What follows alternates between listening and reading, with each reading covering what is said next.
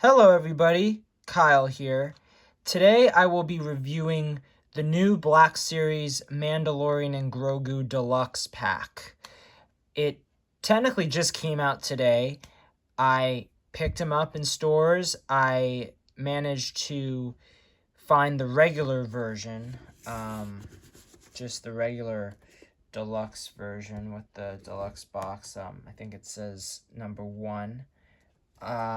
They didn't have the first editions, so I'm still looking for those. But I did also find an Imperial Remnant Stormtrooper that was an exclusive. But for this figure, I can't wait because it's been 7 years since the last Mandalorian or the last Star Wars movie.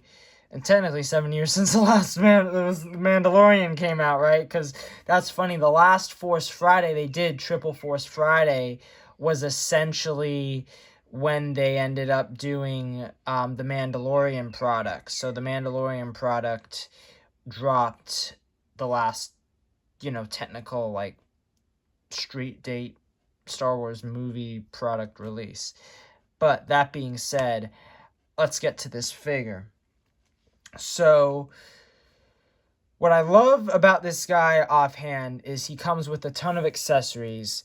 These aren't necessarily what I would have, wanted to get for just a deluxe figure. I wish that he was a standard release, but I'm glad that because he's a deluxe, they still gave him enough. Because we've had our deluxes in the Black Series come with very few accessories. Chrysanthemum, I'm looking at you.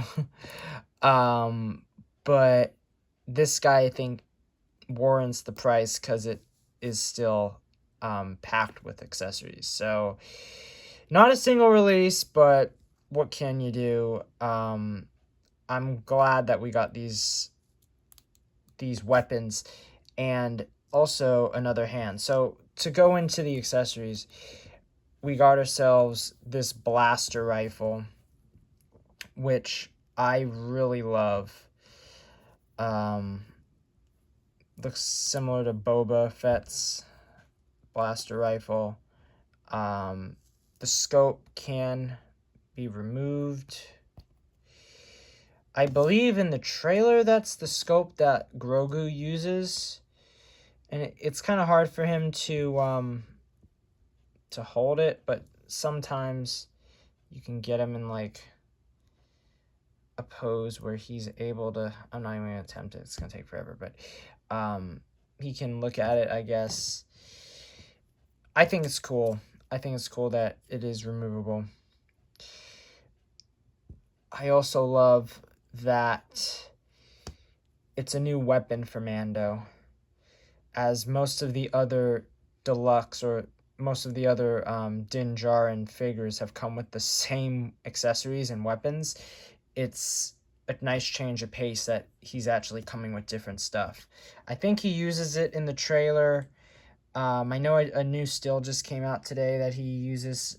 It looks like, or no, it was a TV spot that he uses this. So hopefully he uses it more than once, because sometimes they only give us these accessories for one scene. But he has this gladiator sword that we see in the trailers too when he's fighting those Djaric monsters. I love this sword. Kind of, I guess, like a Spartan sword. I think it has a nice design. And he can hold it in his hands, which is great. Now, he can't hold it too well in the right. He can hold it better in the left. But then he comes with this other hand. Now, when this figure was first revealed, I didn't know that this hand was also going to be used for the sword. I thought it was going to be used for his little vibro blade down there. But the thing is,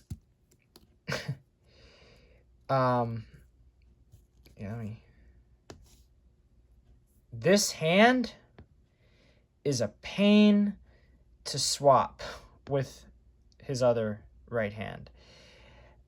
I really wish they just made it easier to swap these hands. I had to heat it up with water to, put it on. I'm not going to do it again. I think I'm just going to go with the hands he has now because they hold most of his weapons, and I'm a little afraid that the ball joint will break. So I do think this was a bit of a bummer that they gave him swappable hands, but it's very difficult to swap them. Also, I shall say that if you look at the way that Marvel Legends does swappable hands, it's so much easier, so much cleaner. Hell, even back in the day when the Black Series used to do this, I think the Qui-Gon figure, it was much easier to swap them. I'm not really a fan of swapping the ball joints. I just wish that they gave him regular hands. I do like the ball jointed hands, though. But I wish that they were more like just on a hinge.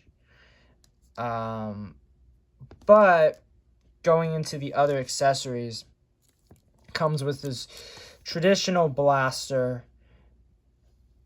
I think it's the same one that the Glavis Ringworld Mando came with.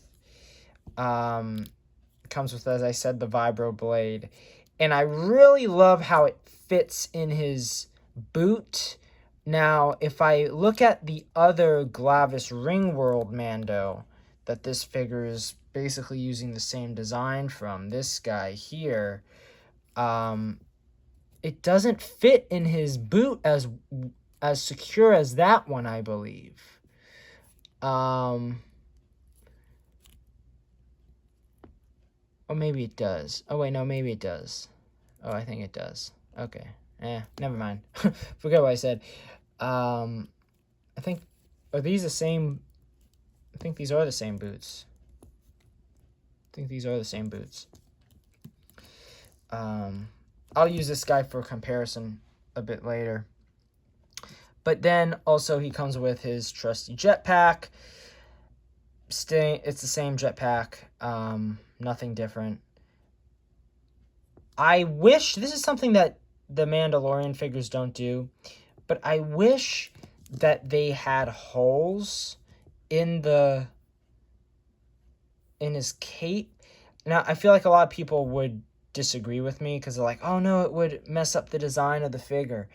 But I do wish that there were holes so you could just place it in without having to move the cape. Because then, like, when you have to put it in, you have to bend the cape back, slide it in, and then it's like this. But I wish it was like a hole, or better yet, a magnet that allowed for it to attach to his back. Because I feel like that would look just nicer and it wouldn't bend the cape as much. I don't know, like, is this the same fabric? Maybe it is. I don't know, I kind of like this fabric more than the one that came with the Glavis Ringworld. But those are his accessories. I can't talk about this figure, though, without talking about Grogu, which is technically an accessory, but also technically a figure. I was very excited to see this Grogu when it was leaked. I was like, ooh, look, isn't that nice? A new Grogu sculpt. But the one downside about this Grogu is I was hoping his legs would be articulated. Then you can be like, oh, how can you articulate a baby's legs? Well, look, his legs are up. They could have found a way, I feel, to move him down. I feel like it wouldn't have been that much engineering work to do that, but because his arms move and his head moves. But the reason why I wish the legs were articulated is that he can't stand.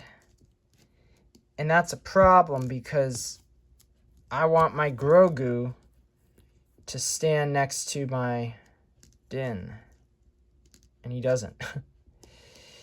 Now, obviously, he's used because apparently, like, he can attach to his back with the jetpack. But even then, it's kind of difficult to do that. So, I don't know. I mean, I like that they sculpted a new Grogu, but I wish that this Grogu was, I guess, given more articulation. So, I really don't know what else they could do, though. Maybe the next Grogu. I feel like they'll make another set, and the other 2-pack or deluxe is going to be a helmetless Din, and then, like, the Grogu with the Beskar, shield on him. So, and maybe he'll come with a pram, too, like in the trailers. I'm going to try and maybe get the Action-verse Grogu for the kids line and use that pram for this Grogu. I feel like that would work. Plus, that Grogu has the Beskar shield, so that'd be really cool to have that Grogu. He probably fits in the same size scale as this Din, so that's what I might do.